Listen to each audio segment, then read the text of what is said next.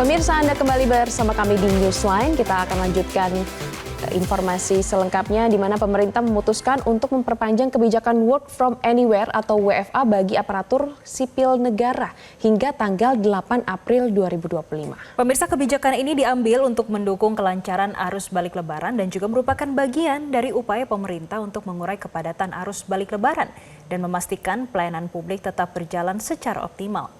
Meskipun sebagian ASN dapat bekerja dari mana saja, instansi pemerintah tetap diminta untuk mengatur jadwal kerja secara efisien dan juga proporsional serta memastikan layanan esensial kepada masyarakat tetap tersedia dengan dukungan sistem berbasis teknologi informasi. Yang menjadi pertanyaan, apakah kebijakan ini cukup efektif dalam mendukung kelancaran arus balik dan bagaimana dampaknya terhadap pelayanan publik? Untuk membahasnya, saat ini kami sudah terhubung dengan pengamat transportasi dari Universitas Indonesia. Ada Ibu Ellen Tangkudung yang sudah bergabung bersama kami via Zoom. Selamat sore, Bu Ellen. Selamat sore.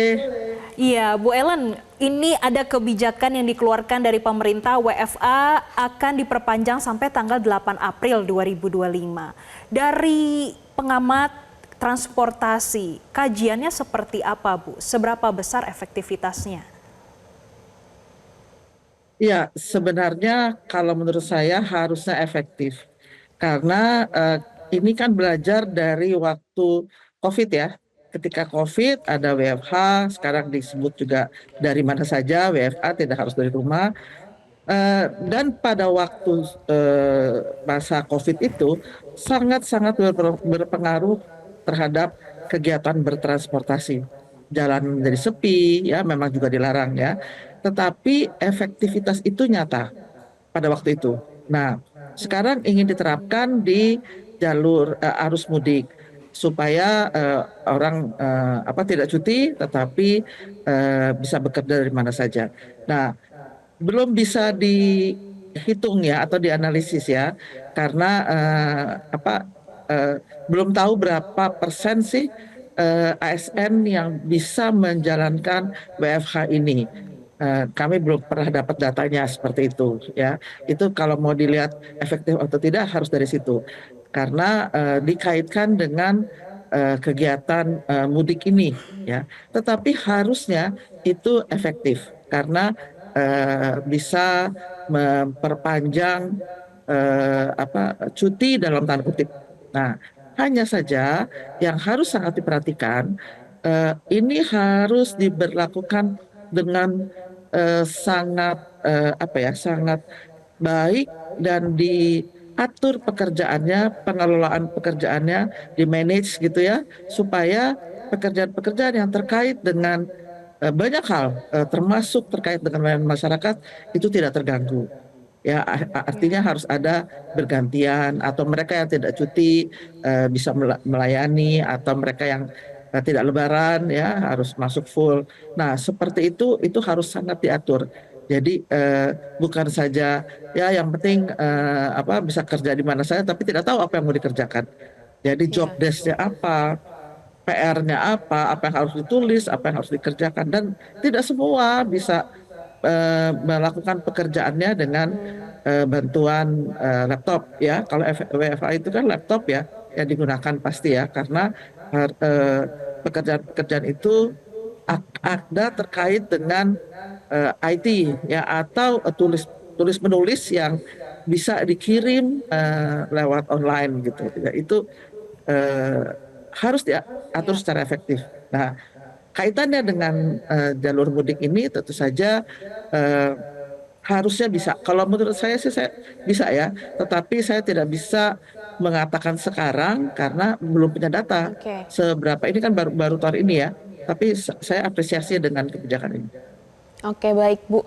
Berarti Bu Ellen, PR dari pemerintah adalah memastikan dan juga mengawasi para ASN yang mendapatkan WFA itu bekerja misalnya 7,5 jam, pasti begitu ya.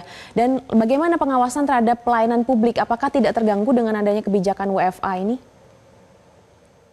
Ya, itu tidak boleh terganggu. Jadi pada hari-hari di mana pelayanan publik itu sudah dibuka, itu tidak boleh terganggu. Artinya ada orang-orang atau pegawai atau ASN yang tetap bertugas.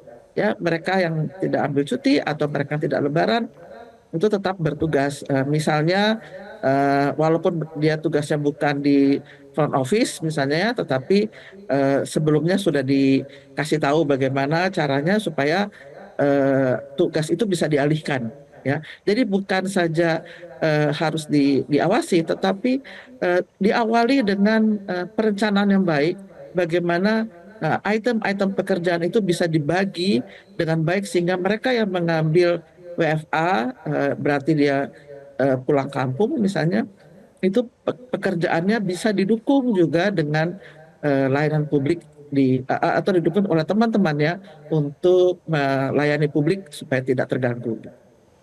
Baik, Bu Ellen, kalau kita lihat kebijakan dari pemerintah terkait dengan WFA ini sudah berlangsung dari tanggal 24 sampai tanggal 27. Kemudian dilanjutkan dengan cuti bersama dan hari ini menjadi puncak arus balik Lebaran 2025. Bu, kalau dengan kebijakan yang diambil dengan pemerintah pada tahun ini kita bandingkan dengan tahun lalu, Bu. Apakah ada perbaikan dari sisi transportasi dalam arus mudik ataupun arus balik Lebaran tahun ini, Bu? Ya, arus mudik dan arus lebaran, arus mudik dan arus balik itu sudah berjalan tiap tahun dan saya memperhatikan, saya mengamati bahwa makin kesini makin baik. Kenapa? Karena semua stakeholders yang terkait, Kementerian Perhubungan, Polri dan Korlantas ya, dan semua stakeholders yang lain itu selalu berkoordinasi. Dan itu menurut saya apa yang mereka koordinasikan adalah mempelajari apa yang terjadi yang tahun lalu, kemudian di data-datanya itu dipelajari, kemudian dievaluasi, dianalisis, kemudian dievaluasi, sehingga bisa dipelajari hal-hal yang menjadi penghambat, hal-hal yang menjadi positif. Nah, itu akan diterapkan, bagaimana cara menerapkannya supaya yang penghambat tidak terjadi lagi. Dan itu menurut saya ada satu kata yang paling utama, paling penting adalah di keselamatan. Jadi keberhasilan itu bukan hanya kelancaran, kenyamanan, tapi juga keselamatan. Nah, menurut saya sih yang kesini lebih baik walaupun program